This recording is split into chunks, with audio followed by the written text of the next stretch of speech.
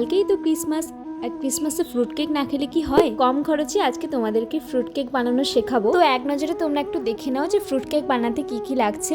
লাগছে ময়দা, চিনি, ডিম, আমুলের বাটার, কয়েকটা dry fruit, essence, baking soda, baking powder, ব্যাস এইটুকুই। তারপরে সেই গোলানো বাটারের মধ্যে দিয়ে দিব পরিমাণ মতো চিনি, তারপরে ব্লেন্ডার দিয়ে ব্লেন্ড করে নেব। দেখো থিকনেসটা এরকম চলে আসলে আমি দিয়ে দিব তার মধ্যে 6টা ডিম ভেঙে। ডিমটা ফাটানোর সময় খেয়াল রাখতে হবে ডিমের খোসা যেন কেকের মধ্যে না পড়ে। ডিমের খোসা কিন্তু একটা অত্যন্ত ক্ষতিকারক জিনিস, যেটা শুধু একমাত্র হোম বেকাররাই খেয়াল রাখে যেন কেকের মধ্যে না পড়ে। ডিমগুলো ব্লেন্ড করতে করতে একটা কথা বলি, তোমরা কে কোথা থেকে আমার ভিডিওটা দেখছো অবশ্যই কিন্তু কমেন্টের মাধ্যমে জানিও। আর তোমরা যারা যারা ভাবছো যে আমার কাছে ফ্রুট কেক অর্ডার করবে, আজকের মধ্যে অর্ডার করে ফেলো, কালকে কিন্তু আমি কোনো অর্ডার নেব না। তো যাই হোক, ডিমটা ব্লেন্ড করে নেওয়ার পরে আমি দিয়ে দিয়েছিলাম পরিমাণ মতো ময়দা আর 2 চামচ ভ্যানিলা এসেন্সটা দিয়ে ভালো করে লাস্ট একবার ব্লেন্ড করে নেব। তারপরে যে ড্রাই ফ্রুটগুলো রেখেছিলাম সেখানে একটু ময়দা কোটিং করে নেব। At last baking powder, baking soda এবং গরম মশলা দিয়ে তারপরে ড্রাই ফ্রুটগুলো দিয়ে ভালো করে স্প্যাচুলার সাহায্যে